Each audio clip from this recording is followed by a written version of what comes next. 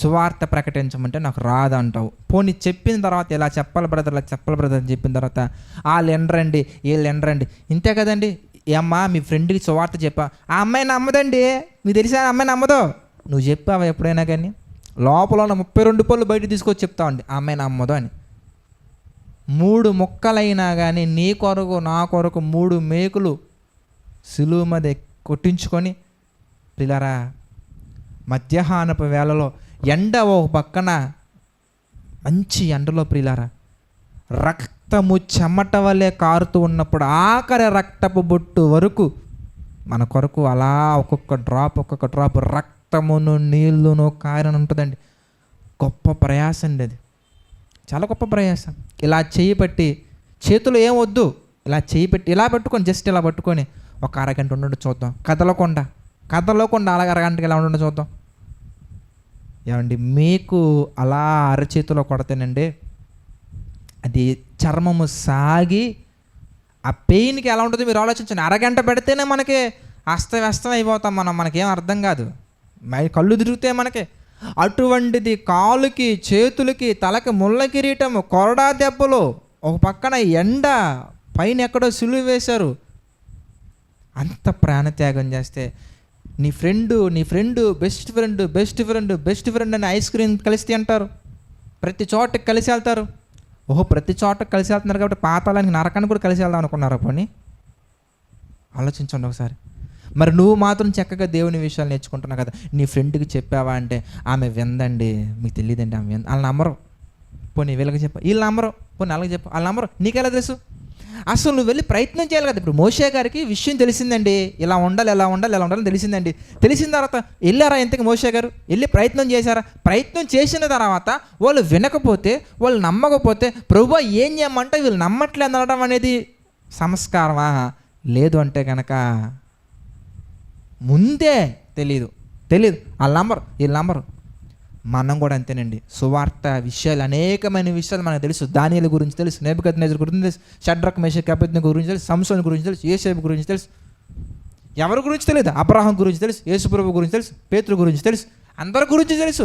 ఇంతమంది గురించి నీకు తెలిసినప్పుడు ఒక్కరినైనా మనం వాళ్ళ జీవితంలో ఉన్న జరిగిన సందర్భాలను చెప్పి నీ జీవితం నా జీవితం బాగుపడాలంటే ఇలా ఉండకూడదు, ఇలా ఉండాలని ఎప్పుడైనా చెప్పావా? చెప్పడం మానేసి వాళ్ళ నంబర్ వీళ్ళ నంబర్ అని చెప్తున్నావా? మీరు చెప్పండి. ఏమండి, దేవుడు అప్పటికి కూడా ఇది నిజం, నేను నీకు ప్రత్యక్షమయ్యానన్నది అక్షరాల నిజం, వాళ్ళు నమ్ముతారు అని నమ్మగలిగే విధంగా మోషే గారికి ప్రాపర్ ఎవిడెన్సెస్ అనేది మోషే గారికి ఇస్తారండి. ఏంటది? ఎందుకంటే కర్ర కింద పడే అంటారు, పావుగా మారుద్ది, మళ్ళీ పట్టుకో అంటారు, మళ్ళీ కర్ర అయిపోతుంది. అలా కొన్ని సూచక్రియలు చూపించి, ఇదిగో నీ మాట బట్టి నమ్మకపోతే ఒకవేళ వీటిని బట్టి నమ్ముతారు, ఇదిగో ఇవి ఎవిడెన్సెస్, ఇవి ఆధారాలు, ఈ ఆధారాలను చూపించి ఇప్పుడు వెళ్ళి సువార్త చెప్పు, ఇప్పుడు వెళ్ళి మార్చు జనాలని, వాళ్ళ యొక్క మనసుల్లో నిజమైనటువంటి విషయాన్ని చెప్పు, నిజమైన వెలుగును ప్రజ్వలింపు చేయని చెప్పేసి మోషే గారికి చక్కగా చెప్తారండి. మనకి కూడా ఈ 2024లో మాట్లాడుతున్నానండి, ఎంతమంది ఎన్ని రకాలుగా బైబిల్ తప్పు అని నిరూపించడం కోసం సాహసం చేసి వచ్చినా కానివ్వండి, వచ్చిన ప్రతి ఒక్కరికి కూడా మూర్ఖులు అపహాసకుల గురించి మాట్లాడట్లేదు నేను, అపహాసకులు మూర్ఖుల గురించి నేను మాట్లాడట్లేదు. నిజాన్ని సత్యాన్ని నిజంగా వెతకాలి, తెలుసుకోవాలనుకునే ప్రతి ఒక్కరికి కూడా 100కి 200% బైబిలే నిజం, యేసు ప్రభువారే నిజం, ఆయన మన నిమిత్తం ప్రాణత్యాగం చేశారు, ఆయన చనిపోయి తిరిగి లేచారనడానికి ఎక్కడెక్కడికో వెళ్ళకుండా బైబిల్లో ఆది కాండం నుంచి ప్రకటన గ్రంథం వరకు ఉన్న 66 పుస్తకాల నుంచి అనేకమైన ఆధారాలను మనం చూపించి బైబిలే నిజమని చెప్పడానికి ఎన్నో ఎవిడెన్సెస్ మనకు ఉన్నాయండి. ఆ ఎవిడెన్సెస్ గురించి క్లియర్గా చెప్పే మూవీయే దేవుడు ఎవరనే షార్ట్ ఫిలిం. ఆ మూవీ మీరు చూస్తే మీకు అర్థమైపోద్దండి బైబిల్ నిజమని ఎంత ఈజీగా ఎలా చెప్పొచ్చో మీకు అర్థమైపోద్దండి. అని దేవుడు మనకు కూడా ఏం చేశారయ్య అంటే ఎన్నో ఆధారాలు మనకి ఇచ్చారు. చారిత్రాత్మకమైన ఆధారాలు ఉన్నాయి, భౌగోళికమైన ఆధారాలు ఉన్నాయి. అక్కడ దాకా ఎందుకండి, ఈరోజు మనం డేట్ వేస్తున్నామండి, 2024 మార్చి సంథింగ్ అంత డేట్ వేస్తాం కదండి, లేదా ఏప్రిల్ సంథింగ్, మే సంథింగ్ డేట్ వేస్తాం, ఏప్రిల్లో మేనో జూనో ఎంతో కొంత వేస్తాం కదండి. ఆ డేట్ మనం వేస్తాం 2024 దాని అర్థం ఏంటి? క్రీస్తు శకం యేసు ప్రభువు భూమి మీదకి వచ్చి 2 సంవత్సరాలు అయ్యిందిరా బాబు అని చెప్పడం కొరకు డేట్ వేస్తున్నాం.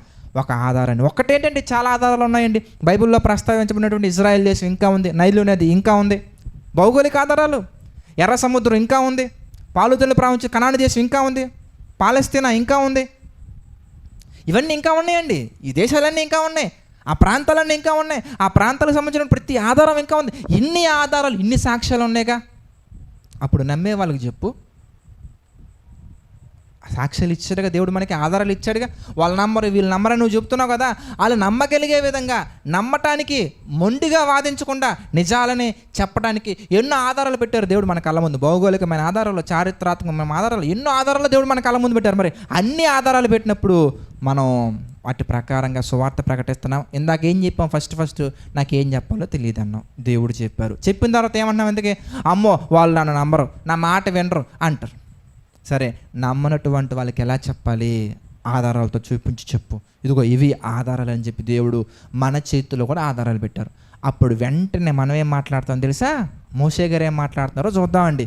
ఏం మాట్లాడుతున్నారు మోషే గారు? ఇంతకీ నిర్గమాకాండము 4వ అధ్యాయము 12వ వచనం 10వ వచనం మనం చూద్దామండి. 10వ వచనం మనం చూస్తే, అందుకు మోషే మళ్ళీ ఏమన్నాడు చూడండి, ప్రభువా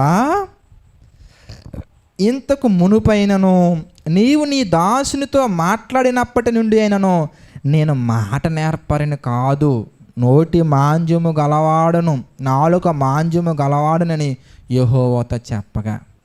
నీ ప్రాబ్లం తెలీదా? వాళ్ళు నమ్మట్లేదా? నోరు మాట్లాడరు రాదా?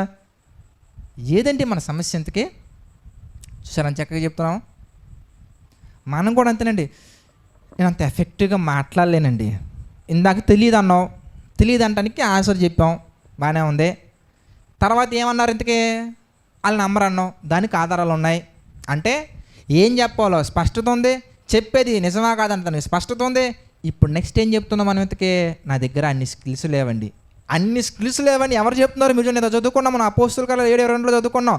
మాటల యందును కార్యముల యందును సకల విద్యలందును ప్రవీణుడై, సకల విద్యలను అభ్యసించి మాటల యందును కార్యముల యందును ప్రవీణుడైనటువంటి ఒక వ్యక్తి దేవుడి దగ్గరికి వచ్చి దేవునితో మాట్లాడుతున్న మాట ఏంటంటే, నాకు మాట మాంద్యం ఉంది, నాలుక మాంద్యం ఉంది, మాట్లాడడం రాదు.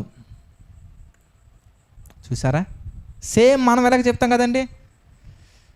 నేను అంత ఎఫెక్ట్గా చెప్పలేనండి. ఇంతకుముందు ఏం చెప్పేవారు బ్రదర్? ఇంతకి తెలియదు అన్నాం. ఇప్పుడేం చెప్పారు బ్రదర్? ఇంటికి ఆధారాలు లేవన్నాం. ఇప్పుడేం చెప్తున్నారు బ్రదర్? ఆధారాలు ఉన్నాయి, ఏం చెప్పాలో స్పష్టత ఉంది, కానీ నాకు చెప్పడం రాదండి.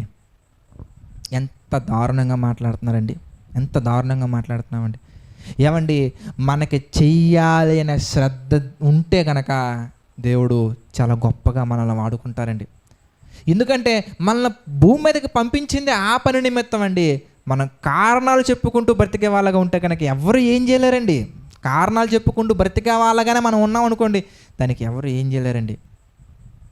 ప్రియులారా, ఇంకొక సందర్భం మనం చూస్తే ఇంకా బాధ కలిగిస్తుందండి. దానికి కూడా దేవుడు సమాధానం చెప్తారు.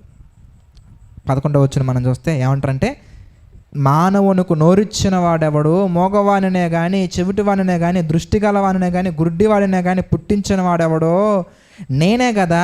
కాబట్టి వెళ్ళు, నేను నీ నోటికి తోడై ఉండి ఏం పలకాలో కూడా నీకు బోధిస్తా అని చెప్తున్నాడు. అబ్బా, ఎంత మంచి దేవుడు, ఎంత మంచి దేవుడు అండి మన దేవుడు. ఇక నువ్వు ఏం చెప్పాలో కూడా నేను చెప్తాను, ఎల్లు బ్రదర్ అని చెప్తున్నాడు అండి. ఎల్లు మోషే, నీకు నువ్వు ఏం చెప్పాలో కూడా నేను చెప్తా అంటే ఇంకెంతకంటే దేవుడు ఇంకేం చేయాలి మీరు చెప్పండి. మనం సువార్త ప్రకటిస్తున్నప్పుడు కూడా అండి, పరిశుద్ధాత్మను ప్రేరణ చేత మనం ఏం పలకాలో ఏం పలకకూడదో, ఎలా నడుచుకోవాలో ఎలా నడుచుకోకూడదో ఆత్మ సంబంధమైన జ్ఞానంతో దేవుడు మనల్ని నింపుతారండి. వాక్యం ప్రకటిస్తున్నప్పుడు దేవుడు మనల్ని ఆదరిస్తారండి. వాక్యం ప్రకటిస్తున్నప్పుడు మంచి మంచి ఐడియాస్, మంచి మంచి థీమ్స్, మంచి మంచి విషయాలు ఆ సమయానికి అక్కడ ఏది అవసరం ఉంటుందో అది దేవుడు చాలా చక్కగా మనతో మాట్లాడేస్తారండి. ఇంకంతకంటే ఏం చేయాలండి? దేవుడు మనకి బైబిల్ నేర్పించారు. ఆ బైబిల్ నిజమంటానికి ఆధారాలు నేర్పించారు. తర్వాత ఎలా ప్రకటించాలి, ఎలా ప్రకటించకూడదు, ఎలాంటి ముప్పులు వస్తే, ఎలాంటి ఆపదలు వస్తే ఎలా నడుచుకోవాలో కూడా ఆయనే మనకి తోడుగా ఉంటున్నారు.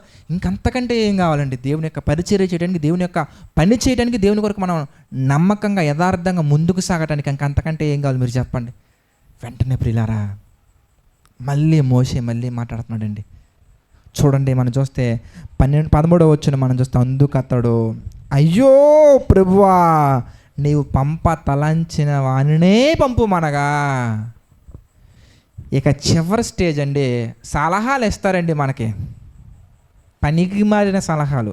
ఈ పని నేనైతే చేయలేను కానీ ఆమె అయితే బాగా చేస్తారండి, వీళ్ళైతే బాగా చేస్తారండి. మీరు వాళ్ళని అడగొచ్చు కదా, నన్ను అడగకపోతే నన్ను ఏమైనా సహాయం చేయమంటారా? వాళ్ళు పంపొచ్చు కదా, వాళ్ళ దగ్గరికి వెళ్ళొచ్చు కదా, వీళ్ళు అడగొచ్చు కదా. నీ దగ్గరికి ఒక ఆఫర్ లెటర్ వచ్చింది, సువార్త ప్రకటించడానికి ఒక సువర్ణ అవకాశం వచ్చింది, ఉపయోగించుకుంటావా లేదా? అది చెప్పు. అది చెప్పడం మానేసి వాళ్ళు బాగా చేస్తారు, వీళ్ళు బాగా చేస్తారు, వాళ్ళైతే పర్ఫెక్ట్, వీళ్ళైతే పర్ఫెక్ట్, ఇవన్నీ ఎందుకండి? కొన్ని ఉంటాయండి. కొంతమంది దేవుడి పని చేయడానికి అవకాశం ఇచ్చినప్పుడు వాళ్ళు ఎలా చెప్తారు తెలుసా? బ్రదర్, ఇది నా వల్ల అయితే కాదు కానీ వాళ్ళు చేస్తారండి. వాళ్ళ గురించి మీకు ఎందుకు బ్రదర్, మీరు చేస్తారులేదు చెప్పండి. వాళ్ళ గురించి మీకు ఎందుకు చేస్తారు, మీరు చేస్తారులేదు చెప్పండి. ఏమండి, మన దగ్గరికి పని వచ్చినప్పుడు, దేవుడు మనకు ఒక బాధ్యత అప్పగించినప్పుడు, దేవుడు మన దగ్గర ఒకటి పెట్టినప్పుడు ఒక మాట మనం చూసుకొని క్లోజ్ చేద్దామండి. క్లోజ్ చేసేసుకుందాం. ప్రసంగి గ్రంథం మనం చూద్దాం. ప్రసంగి గ్రంథము 9వ అధ్యాయము. ఏమండి, ప్రసంగి గ్రంథము 9వ అధ్యాయం 10వ వచనం మనం చూద్దాం. 10వ వచనం మనం చూద్దాం. చేయుటకు నీ చేతికి వచ్చిన ఏ పనైనా, చేయుటకు నీ చేతికి వచ్చిన ఏ పనైనా కబుర్లు చెప్పొద్దు, కారణాలు చెప్పొద్దు, కష్టమని చెప్పొద్దు, నష్టమని చెప్పొద్దు. నీ దగ్గరికి ఏ పని వచ్చినా కానీ, చేయుటకు నీ యొద్దకు వచ్చిన ఏ పనైనా నీ శక్తి లోపము లేకుండా చెయ్యి. నీవు పోవు పాతాళమందు నీకు పని ఉండదు, ఉపాయం ఉండదు, తెలివి ఉండదు, జ్ఞానం ఉండదు. కనుక చెల్లమ్మ, తమ్ముడా, నీ దగ్గరికి సువార్త పని, దేవుని పని, దేవుని యొక్క కార్యం అనేది నీ చేతికి వచ్చినప్పుడు ఏ మాత్రం ఆలోచించకుండా చెయ్యి. ఎందుకంటే నువ్వు చెయ్యగలవు కాబట్టే దేవుడు నీ దగ్గర తీసుకొచ్చాడు. నువ్వు చెయ్యగలవు కాబట్టే తీసుకొచ్చాడు. ఇంకొక మాటలో చెప్పాలంటే నువ్వు చెయ్యాలి కాబట్టే తీసుకొచ్చాడు. నువ్వు మాత్రమే చెయ్యాలి కాబట్టి నీ దగ్గర తీసుకొచ్చాడు. నువ్వు చేస్తే చెయ్యి, లేదంటే దట్స్ యువర్ చాయిస్. అది సిద్ధపరిచింది నీ కోసమే. నువ్వు చేసావనుకో, దేవుడు నీ ద్వారా జరిగిస్తారు. నువ్వు ఎస్తేర్లాగా ఎక్స్ట్రాలు చేసావనుకో, నా కాళ్ళు చంపుతారు, వీళ్ళు చంపుతారు, ఆ పనులు ఉన్నాయి, ఈ పనులు ఉన్నాయంటే, మొర్దెకై గారి ద్వారా దేవుడు ఒక మాట చెప్పారు. ఏంటో తెలుసా? ఈ సమయం ముందు నువ్వు చేస్తే చెయ్యి. సామాన్యురాలుగా ఉన్న నిన్ను ఒక రాణిగా పెట్టింది ఎందుకో తెలుసా? ఈ పని చేయటానికే. చిన్నప్పుడు ఎప్పుడో ఆస్తమాతోటో లేదంటే ఏదో అనారోగ్యంతో పోవాలి, నువ్వు ఎందుకు కాపాడాడో తెలుసా? ఈరోజు దేవుని కొరకు బ్రతకటానికే. కరోనాలో కళ్ళు మూయాలి, ఎందుకు ఉంచాడో తెలుసా? ఆయన కృపలో అనేక మందిని నడిపించాలి. ఎప్పుడో పోవాల్సిన వాళ్ళం మనం. కొంతమంది 10 సంవత్సరాలకు పోయే వాళ్ళు ఉన్నారు, 15 సంవత్సరాలకు పోయే వాళ్ళు ఉన్నారు, చిన్నప్పుడు పుట్టిన వెంటనే పోయిన వాళ్ళు ఉన్నారు. ఎందుకున్నావో తెలుసా? దేవుని కొరకు బ్రతకటానికి, అనేక మందిని బ్రతికించడానికి. నీ దగ్గరికి వచ్చిన పని శక్తి లోపం లేకుండా చెయ్యాలి. అది నువ్వే చెయ్యాలి. దేవుడు నిన్నే చేయమన్నారు. నువ్వు చేసావా? Do it, very fine. చేయలేదా? నువ్వు కాకపోతే ఇంకొకటితో చేయించుకుంటాడు దేవుడు. ఆ పని మాత్రం ఆగదండి, అది మర్చిపోకండి. ఆ పని అయితే ఆగదు. నువ్వు ఆగిపోయినా ఆ పని ఆగదు. దేవుడు నడిపించుకుంటారు, చేయించుకుంటారు. కోల్పోయేది ఎవరు కోల్పోతారయ్యా అంటే నువ్వు కోల్పోతావు. యోధా వెళ్ళిపోయాడండి.